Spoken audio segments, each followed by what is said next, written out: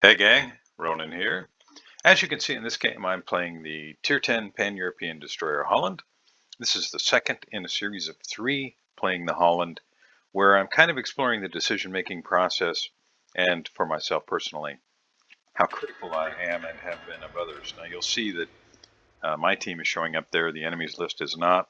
The 12.2 update, Wargaming decided that there were certain mods that I like to use that are in the mod station that they weren't going to update until the 12.3 update sometime mid-April because it provides information about enemy ships. Now, from what I understand, Aslane's mod pack still has those, and I may in fact decide to go pick that up because I find it inconvenient to not have the mods that I'm accustomed to. But that aside, let me get back into the kind of the point of this second in a series of three games in the Holland. This game was very close, and toward the end of the game, I was faced with a decision that was very tough. And we'll get into that as we get a little bit closer to the end. To begin, as I often do, I wanted to push up and see what was on this side. There are no subs. There is a CV, but I can see his aircraft are on the other side of the map.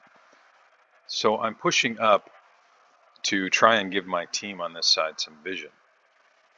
Now I can see Mecklenburg and Yamato, Schlieffen behind me, Ohio kind of angled this way. So I'm a little concerned that I am between those battleships and a likely torpedo strike. Now Gearing torpedoes, you can see there are two of them on the red team, have 16.5 kilometers worth of range. So I'm angled toward where the indicator is telling me the nearest red ship is. And I'm going to get out from between that and my own battleships. And maybe I can angle to spot any torpedo strikes to give them a little bit more time to maneuver to avoid those torpedoes. All of that is supposition. These are decisions that I make pretty early in the game as kind of standard operating procedure. And these are born of experience. Anytime you're playing a destroyer, or I guess probably also a sub, I might catch the Montana with one on the nose here. It's really important to pay attention to what's behind you. I do land two on the Montana. Right now, I've got a Mecklenburg right behind me, so I'm kind of aware that there may be a torpedo strike coming his way, and he seems to be sailing broadside to the red team. I'm doing my best to curb my irritation in the game, seeing him do that, because he's headed toward an island right now. If he had turned around, he might have had a chance, but he just continues to sail broadside to the red team with nowhere to go.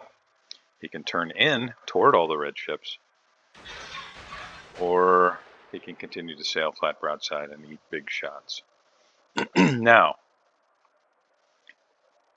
I am hoping, you can see I'm angling because I know there may be torpedoes coming.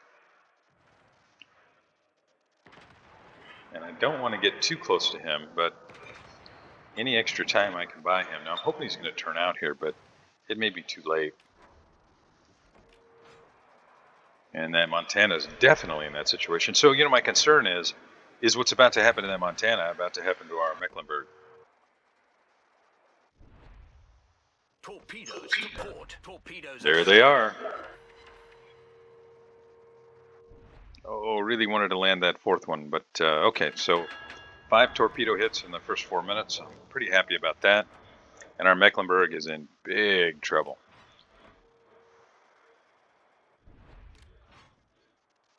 Am I going to hit Stalingrad too? Nope. Looks like Stalingrad got in behind their traverse. Montana is in big trouble. And down he goes, courtesy of... Well, no, he's still there. I saw the shells falling in. Thought somebody might finish him. 500, he's trying to heal up.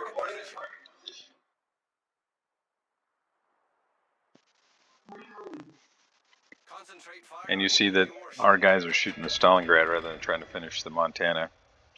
These are things that historically have driven me a little bit batty when playing the game. And a part of this exploration of our decision-making process is trying to be a little more patient and understand that there may be things that they're seeing that I'm not, and their kind of trouble tree or their priority list may be very different than mine. But both of them sitting there broadside, literally side by side right now, I think is arguably a terrible decision. I'm trying to give them as much notice of the torpedoes as possible, but where they're at, basically stopped, it's not going to go well, right? Everybody knows that.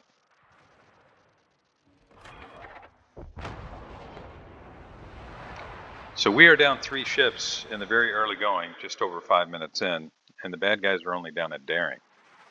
Now, granted, their Kurfürst is banged up, their Montana's banged up, and now they have a Gearing that's very banged up, but Gearing can stay way, way back and throw torpedoes. So this is 3 battleships on this side who all were intent on sailing broadside to the red team. Smolensk does finish off the Gearing, and Sad Potato was very angry with me late in the game. We'll get to that later. I still think I made the only call that I could, but it was a situation where there really wasn't any good choice, at least in my opinion. Smolensk now finishes off Dalarna as their Venezia finishes off our Sherman, and we are down 4 ships. Bad guys are now down 3. The bad guys do have a 160-point lead, which is pretty significant, but it's still anybody's game. Reporting a target position.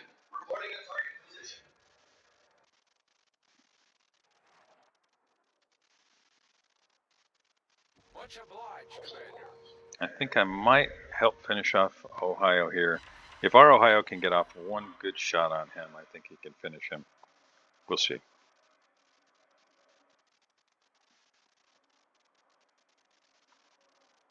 I'm going to move center. Ohio does finish off their Ohio. Puerto Rico finishes off Prussian, but their Prussian also finishes off Puerto Rico. So both teams now down 5 ships within the first 7 minutes. Shaping up to be a pretty close game. We're still down 40 points.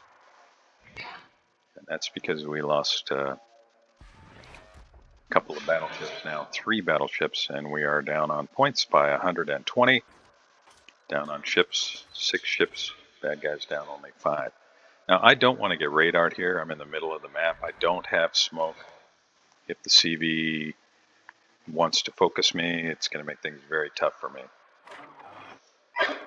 I am in radar range, but I'm also hoping to get torpedoes away on the Montana. I don't want to grab that. And I realize that it may be, this is one of the decisions, so we're kind of getting into that. I did not grab that boost. Why didn't I grab that boost? Because as soon as I grab that boost, if the Stalingrad player is paying any attention at all, the Stalingrad player knows that I'm there and that I'm within radar range and that he could blap me. I also wanted to buy more time for the Montana to not have any idea where I'm at. Now, the Daring takes out their CV, which is huge. Now, I am going to pick up a buff here, which is going to tell the Stalingrad that I'm here. And I'm just checking to see if I'm going to be radared. And I'm hoping those torpedoes are going to land on that Montana.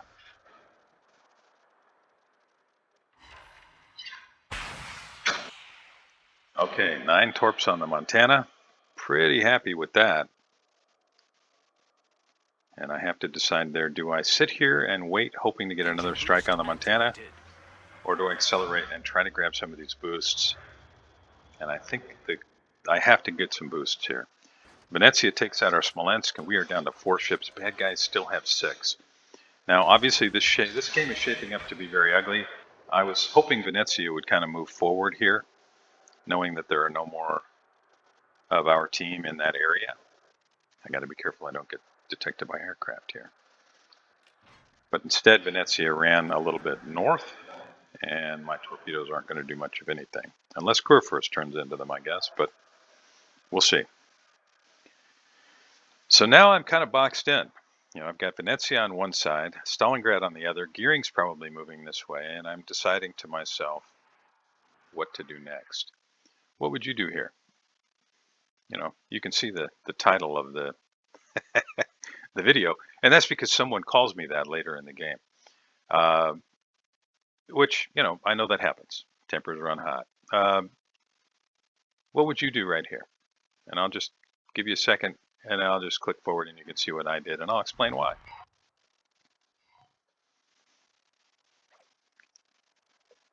Really hoping Ohio can pick off their Stalingrad.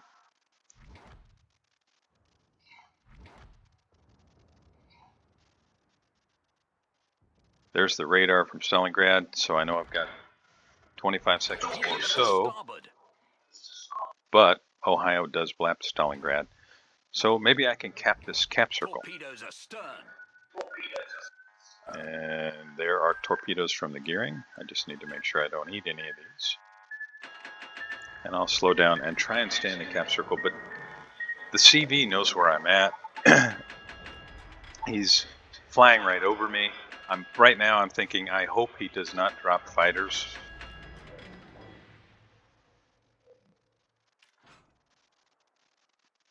And he didn't, thank goodness.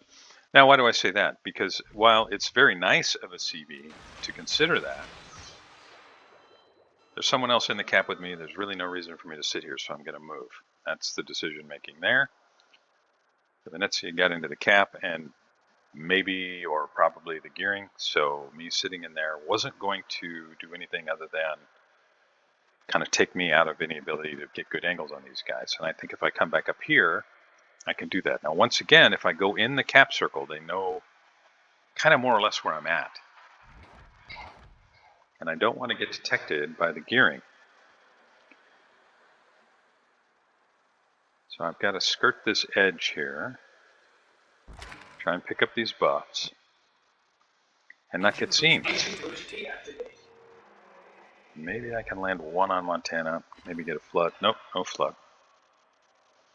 But this is a much better position as far as I'm concerned, because now I'm going to have some broadside shots on these guys with torpedoes.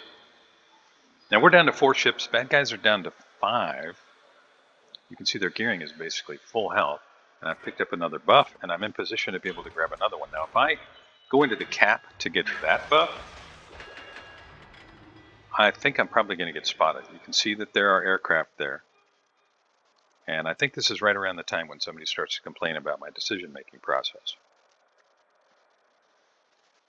But if I get detected, they know where I'm at. They know how to angle. And I'm really hoping to be able to land some torpedoes here in an effort to kind of square things up and get our team back in the game. I'm able to pick up this buff and finish off their Montana.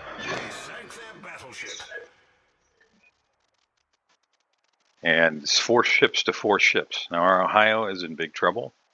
He's way back there. I really wish that he was up there with the Amato, but the two of them being together makes them both an easy torpedo strike, right? I mean, the gearing only has to throw torpedoes in one place, and he can take both of them out. So I can understand them being separated. I questioned the Ohio's decision to stay that far back, but he is one really good battleship volley away from being sunk. So even that, I'm giving him the benefit of the doubt in every way that I can. Now I know Venezia is still back there, and they're trying to secure this cap.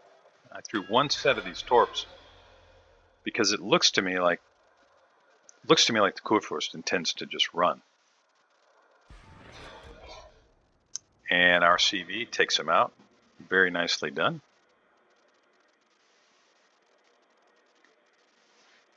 And I've got another decision to make. Do I get into the cap? Engine boost activated. What would you do? You got a Venezia out there. You can see his smoke, right? Or is that gearing? These are the decisions we have to make. Now, that is the Venezia.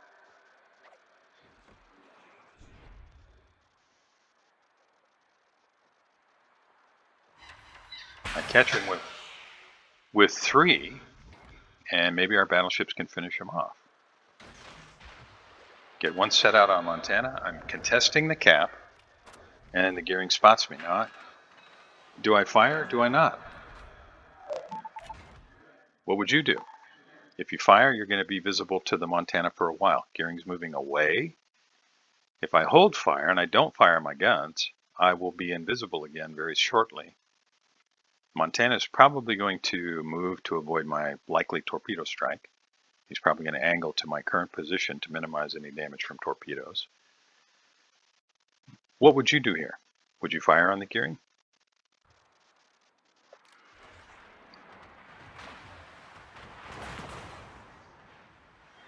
I think I made the right call there.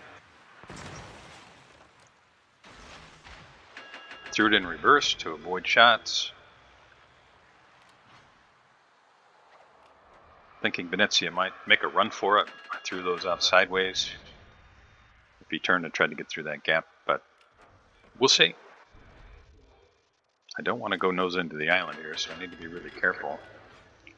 Our Ohio finishes off their Venezia, and it's 3 ships to 2. Now we currently have the points lead and a ship advantage. Do I stay in the cap or not? And you can see this Smolensk, sad potato. He's very upset that I haven't got the heel, but if I do get the heel, I'm probably going to get spotted. And Gearing takes out our Ohio, and it's 2 ships to 2. Now you saw my nose was pointed away from that heel, so I can understand him hoping that I would get it. But could I have really?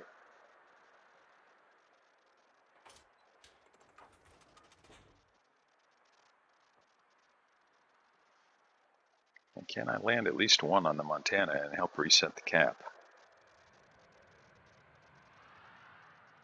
Nope. Should I use guns? Stick with the torpedoes and hope they'll do it? Should I get into the cap? I'm going to try. I'm going to back toward the cap. Hope that I can reset it with these torpedoes. And hope the gearing isn't pushing right toward me. Now Thor has the right idea, but sometimes these things are a little easier said than done. Montana very wisely turns in at the corner there. He knows I'm here. You can see he's got an aircraft up, hoping to spot me, and here comes the gearing.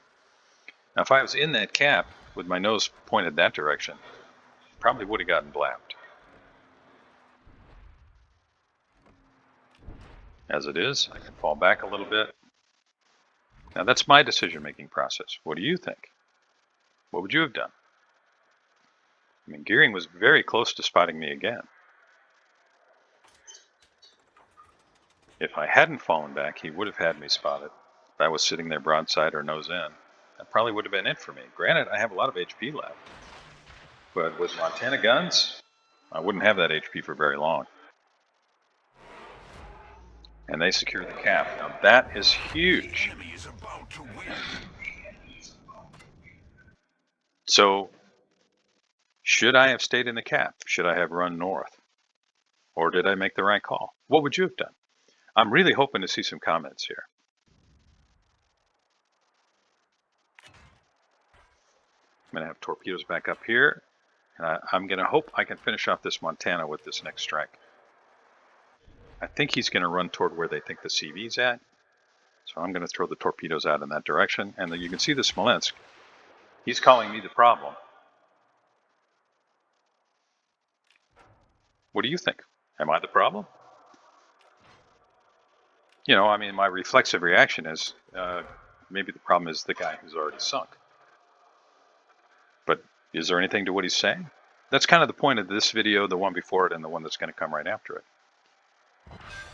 Now, I do manage to finish up the Montana, but they still have the caps. Now, here's what we're going to run into. I open up on the gearing, and we've got the United States sitting there, and he's got aircraft. The gearing has smoke. So I'm going to tell you what happens, and as you watch this, you can tell me what you think you would have done, what maybe I should have done, or whether you think I made a decent call, if not the best call. At 1 minute and 45 seconds or thereabouts on the clock up in the upper right, that gearing is going to smoke up because he's eating HP damage, a lot of it, and I'm landing some shots. When he smokes, he's got 2 minutes of smoke. Now, what does that mean? It means He's got 15 seconds more smoke, then we're going to have time on the clock to be able to find him visible again if he just hides in the smoke. You follow what I'm saying? The timer is not our friend right now. The game timer, got a 20-minute clock. It's going to be down to 1 minute and 45 seconds when he smokes up. And he's got 2 minutes worth of smoke. So he could sit in the smoke until the timer runs out. Now that's assuming that I don't blind fire him or that our CV doesn't blind fire him in the smoke, but he can stay invisible for that long. I'm 7.7 clicks away from him right now. I'm moving toward him. Can I get close enough, fast enough? And if I go through, all these things are running through my head when this was happening. And if I go in a direct line to where my shots are going right now, will I eat a face full of torpedoes? You know, if I get sunk, he's going to sit in his smoke, which I know he has. And this game's probably going to be over unless our United States lands a really lucky blind fire. So I opt to push forward slightly to the right to avoid a torpedo strike, keep the guns hot. So we'll just keep moving. Again, really love to hear your comments on this.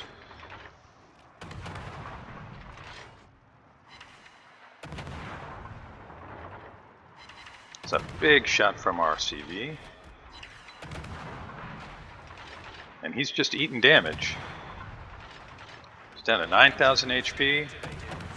I think he just threw torpedoes. And that's why I'm not going to go straight at him. Problem solved, sir.